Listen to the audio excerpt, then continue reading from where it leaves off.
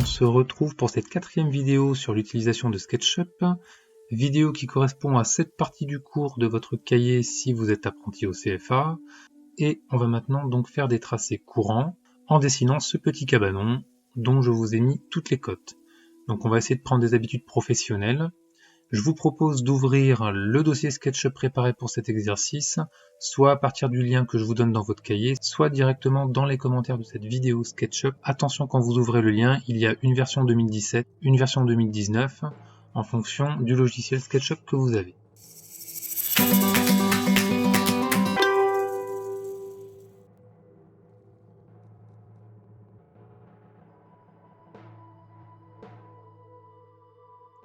Alors quand vous ouvrez le document, vous tombez directement sur un zoom vous montrant tout le document. Je vous ai préparé le zoom si vous vous perdez en cliquant sur ici la petite scène 1.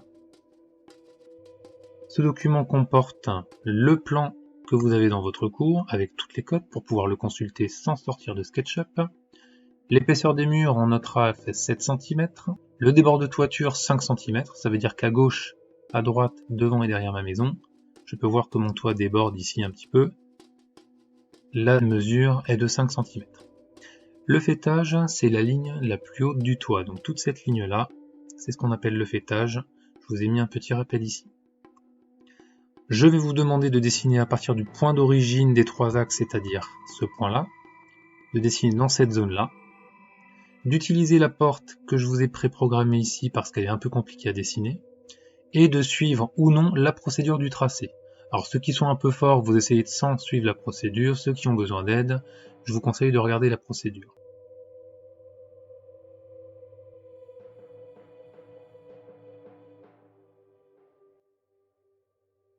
Je vais passer maintenant à la réalisation de l'exercice. Ceux qui pensent avoir compris, vous pouvez déjà mettre la vidéo en pause et essayer de tout tracer. Pour les autres, vous pouvez d'abord regarder comment je fais et ensuite essayer vous-même. Alors voilà, je vais suivre ma procédure. Donc pour tracer la maison, on commence à l'origine des 3 axes. Première étape, tracer la base de la maison, un rectangle de 180 par 140 avec l'outil rectangle. Effectivement, ma maison fait 180 de long, 140 de large. Donc je prends l'outil rectangle, rappelez-vous la touche R, sinon je le trouve ici, et je trace à partir de l'origine des axes un rectangle. En bas à droite, vous voyez les cotations, je vais taper 180, point virgule, 140. Voilà la base de ma maison.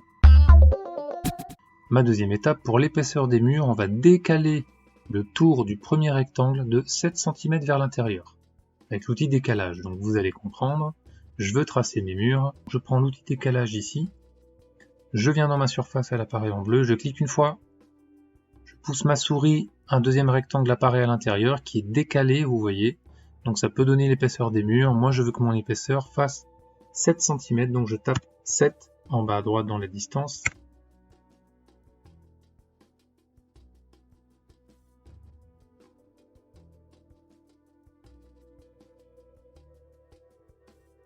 Et voilà, ici je vois bien l'épaisseur de mes murs qui apparaît là. Donc je peux taper sur espace pour prendre l'outil sélection, effacer le rectangle du milieu qui ne me sert plus à rien, je vais garder seulement mes murs. Étape numéro 3. Étirer cette base de mur en hauteur, de la hauteur de la maison sans le toit, avec l'outil pousser-tirer. Donc, la hauteur de la maison sans le toit, je peux la voir ici, elle fait 220. Donc je vais prendre l'outil pousser-tirer, la lettre P au clavier. Je viens sélectionner ma surface de mur, elle apparaît avec des petits points bleus, vous voyez. Et je pousse ma souris vers le haut. Je veux 220 cm, donc je tape 220, entrée. Donc là j'ai le corps de ma maison avec les murs.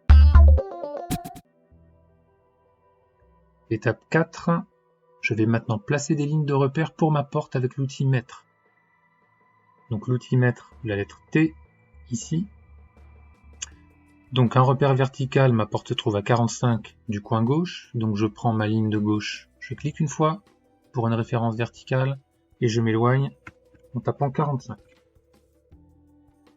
Ensuite, je peux soit tracer mon rectangle aux bonnes côtes à partir du point ici en bas, soit placer d'autres lignes de repère. Moi, c'est souvent ce que je préfère faire, c'est un peu plus pratique. Je change pas d'outil, je prends une référence verticale 90, je prends une référence horizontale.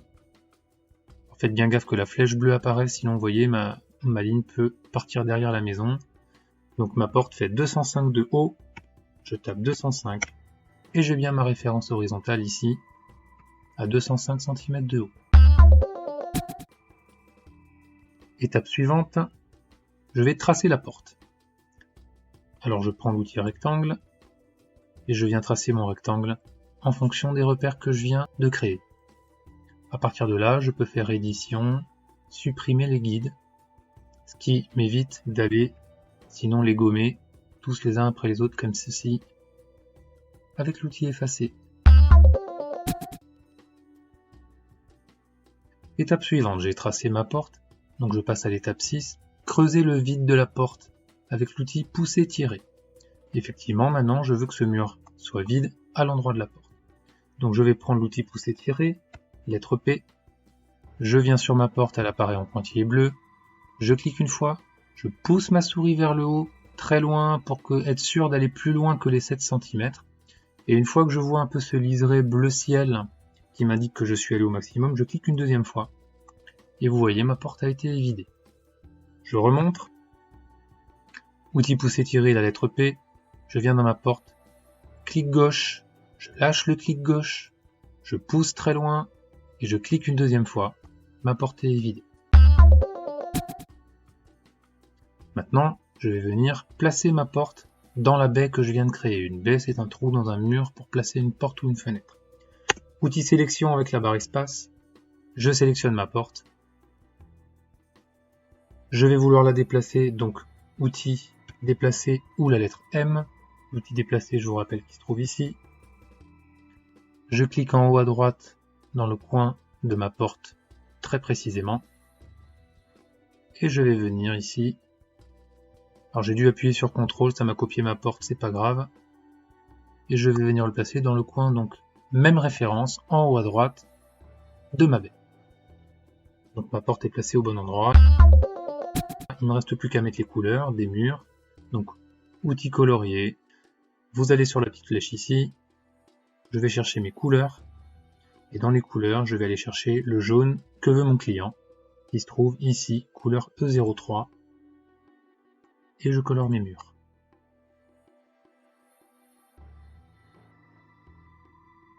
Avec le déplacement rotatif en appuyant sur la molette centrale de ma souris.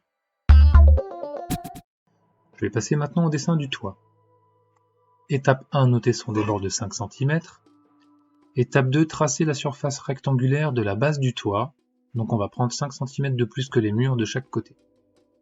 Outil rectangle. Mon toit n'aura pas une base de 180 par 140, mais de 5 de plus devant et derrière, 5 de plus à gauche et à droite. Ça nous fait 10 de plus dans toutes les directions. Donc je vais tracer un rectangle de 190 par 150.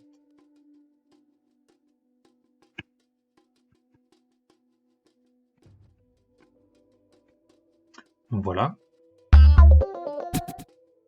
Étape suivante. Étape 3, tracer la ligne du faîtage. C'est l'axe central du toit avec l'outil ligne. Donc cette surface du toit, je la déformerai en triangle tout à l'heure, mais je vais déjà avec l'outil ligne tracer le faîtage qui va se trouver au milieu du toit. Donc je vais chercher le point du milieu et je trace point du milieu, mon faîtage. Étape 4, je vais surélever l'axe central de 30 cm pour former mon triangle, avec l'outil déplacer. Donc je vais former cette ligne en hauteur pour former mon triangle. Je prends l'outil déplacer. Je viens faire apparaître en bleu, vous voyez, pas cette surface-là. Quand je suis sur un trait, il apparaît en bleu, donc moi je veux le trait du milieu. Sur l'arête, je clique une fois à gauche et je vais monter. En faisant gaffe, je pourrais monter. Je vais me mettre de côté pour qu'on voit mieux. On peut monter pas droit. Quand vous êtes droit, vous savez que vous avez la ligne pointillée bleue qui vous dit sur l'axe bleu. Donc je n'ai pas cliqué une deuxième fois, je monte de n'importe quelle distance et je tape ma distance 30 au clavier. Vous pouvez voir en bas à droite 30. j'appuie sur Entrée. Mon triangle est monté de 30.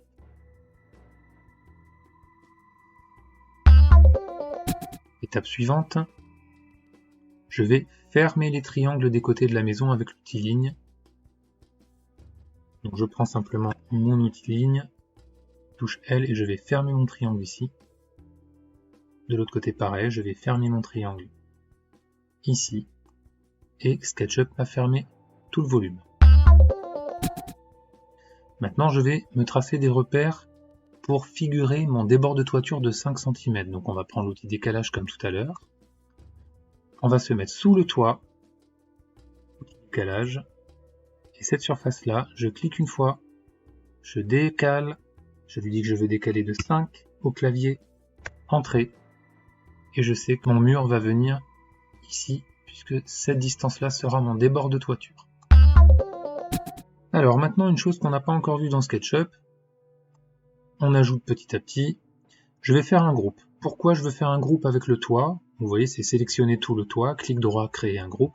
Parce que quand je vais déplacer, si jamais j'ai des modifications à faire, je veux que le toit soit un objet à part, qu'il ne fasse pas partie de la maison.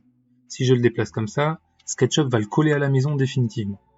Donc je prends mon outil sélection, barre espace. Je vais sélectionner tout mon toit, donc je me mets dessus, 3 clics rapides. 1, 2, 3. Je vérifie qu'il m'a sélectionné toutes les faces. Clic droit. Créer un groupe. Voilà, ce groupe est créé. Je vais maintenant pouvoir déplacer mon toit. Donc il est déjà sélectionné. M pour déplacer. Je vais prendre le coin droit de la maison ici. Et je vais venir le placer. Alors des fois on doit le faire en 2 fois parce que c'est un peu compliqué.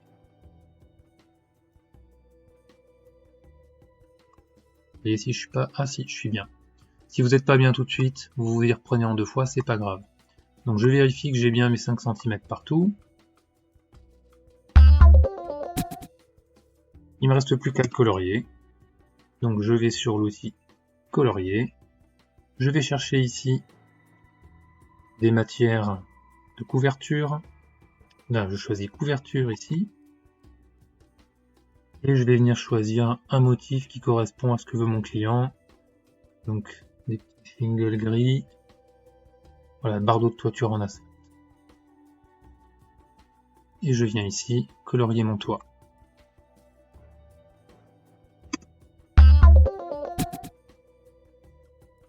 Voilà, donc on a réalisé ce petit cabanon aux mesures que voulait le client et vous avez appris à réaliser une porte. Pour réaliser une fenêtre, c'est pareil. Si on voulait une fenêtre ici, je vais dessiner un rectangle dans mon mur. Je prends l'outil pousser tirer. Je clique dessus, je pousse et je reclique. Et vous voyez, j'ai créé une petite fenêtre. Ça nous aidera pour résoudre notre situation professionnelle de départ. Voilà, je t'invite à mettre la vidéo en pause ou à la regarder une deuxième fois si tu as besoin et à faire l'exercice directement sur ton document SketchUp en n'oubliant pas de sauvegarder à la fin avec ton nom, ton prénom comme indiqué dans le cahier parce que ce document servira de copie. Allez, je te laisse travailler. Bon courage!